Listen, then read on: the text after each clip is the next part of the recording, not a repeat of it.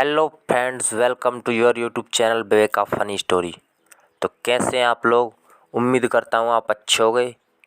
तो आज मैं लेकर आया हूँ आपके लिए जीवन परिचय, जो कि मुंशी प्रेमचंद जी का, जो हर एक पेपर में पूछा जाता है। 9th से लेकर 12th तक ये जीवन परिचय पूछा ही जाता है। और मैं साथ साथ में आपको बताऊँगा कि जीवन परिचय जो टॉपर बनते हैं, ये टॉपर होते हैं, जीवन परिचय को किस प्रकार लिखते हैं, कैसे लिखते हैं। तो मैं आपको इस वीडियो में सब कुछ बताने वाला हूँ। यदि आप चैनल पर नए हैं तो वीडियो को लाइक कीजिए, चैनल को सब्सक्राइब कीजिए और बेल आइकन को प्रेस कीजिए, ताकि आने वाली कोई वीडियो को नोटिफिकेशन मिस ना हो और आप ऐसे ही कंटिन्यू हमारी वीडियो को देख सकें। चलिए मैं आपको बताने जा रहा हूँ अब मुंशी प्रेमचंद जी का जीवन परिचय और टॉपर किस प्रकार लिखते हैं। चलिए वीडियो को स्टार्ट करते हैं। ये रहा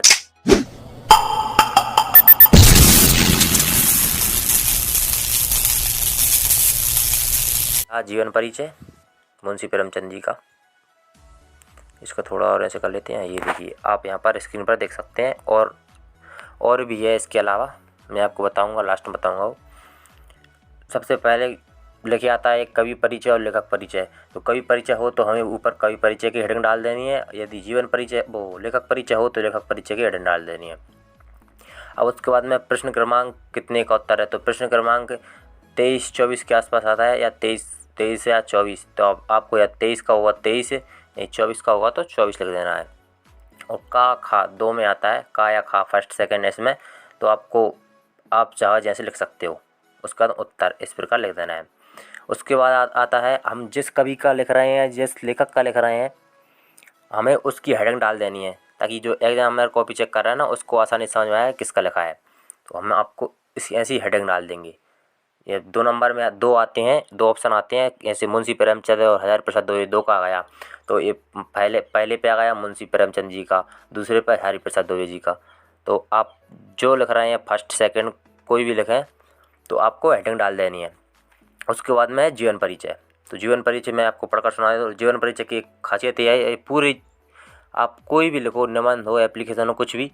तो पहली बात तो आप जो जीवन परिचय जिस पेज में लिख रहे हो ना, अगर पेज खाली बच जाए तो उसके नीचे कुछ भी नहीं लिखना है। जितना खाली पेज बचा है उसको छोड़ देना है। और उसके बाद में ये वाली लाइन है ना, ये सीधी जानी चाहिए। थोड़ी टेढ़ी हो गई है यहाँ पर, तो ये वाली सीधी आनी चाहिए और इसके जस्ट नीचे यहाँ से प्रारंभ करना चाहिए। चलिए मैं आपको पढ़ कर सुना देता हूँ। ये मोस्ट क्वेश्चन है और मैं आपको टिप्स भी बताऊँगा किस प्रकार लिखते हैं। तो चलिए, जीवन परिचय। यहाँ पर अपन ने हेडिंग डाल दी और अंडरलाइन इसलिए कर दी ताकि जो एग्जामिनर है कॉपी चेक कर रहा है ना, उसको अच्छे से पॉइंट समझ में आया कि किस किस पॉइंट पर इसने लिखा है।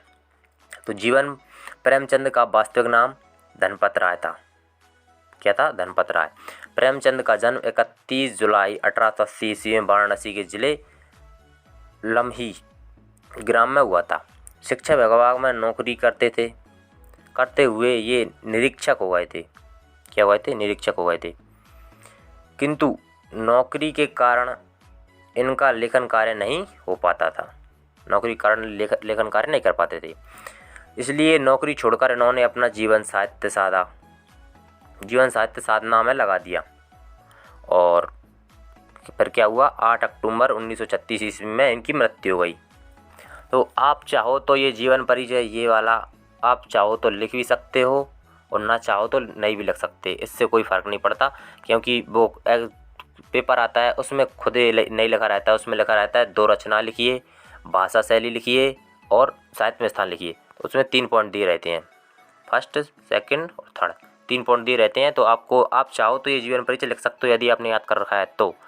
अगर नहीं भी करा है तो कोई बात नहीं, इससे कोई फ़र्क नहीं पड़ेगा। और राइटिंग पर विशेष ध्यान देना है। और दूसरी बात यह है कि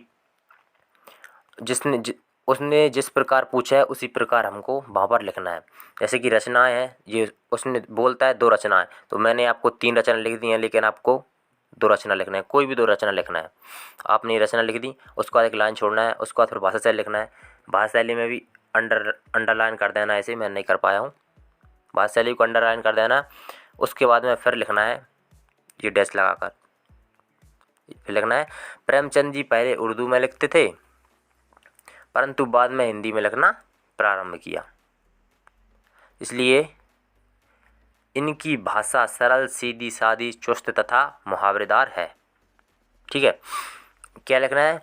ये भाषा शैली है ना, इसके जस्ट नीचे इसके शब्द होने चाहिए। और ये इन दोनों, मतलब ऐसा नहीं कि आपने यहाँ से प्रारंभ तो कर दिया, इसे एंड तक ले गए, इसे यहाँ तक ले आए और इसे फिर यहीं तक छोड़ दिया और फिर इसे यहीं तक छोड़ दिया, फिर इसे ज़्यादा ले गए, इसे कम ले गए। ऐसा नहीं करना है, लाइन बाय लाइन लिखना है। क्योंकि जो एग्जामिनर कॉपी चेक कर रहा है ना, उसको भी इंटरेस्टिंग लगे आपकी कॉपी, तो आपको हो सकता है पूरे फुल में से फुल नंबर मिल जाए। और आपका ये डिपेंड नहीं करता आप किस हद तक सही लिख रहे हो। अगर थोड़ा बहुत कुछ गलती हो जाता है ना, तो भी कुछ बात नहीं, लेकिन आपका लिखने का तरीका सही है ना, तो हो सकता है आपको फुल मार्क्स मिल जाएं। चलिए और आगे बढ़ते हैं। ये रहा। अब मंझी हुई स्वाभाविक एवं आकर्षक है। इनकी शैली मंझी हुई स्वाभाविक एवं आकर्षक है। सरल और प्रभावपूर्ण शैली का प्रयोग इनकी कहानियों में रोचकता प्रदान करता है। तो ये तो हो गया इनकी भाषा शैली। अब साहित्य में स्थान लिखना है। एक बात और, साहित्य में स्थान भी इसी प्रकार लिखना है। और यदि आप साहित्य में स्थान नहीं आता है तो हिंदी साहित्य के किस काल के कवि हैं ये, आप ये ज़रूर लिख देना। कि ऐसे कि आपको मुंशी प्रेमचंद जी का साहित्य स्थान पता नहीं है, तो आप लिख देना कि इनका स्थान साहित्य में सर्वोपरि है, इनका या फिर इनका साहित्य में योगदान महत्वपूर्ण है। इस प्रकार से आप लिख देना है, मतलब इनकी बड़ाई करना है आपको कुल मिलाकर। ठीक है, तो आप साहित्य में स्थान इस प्रकार लिख देंगे।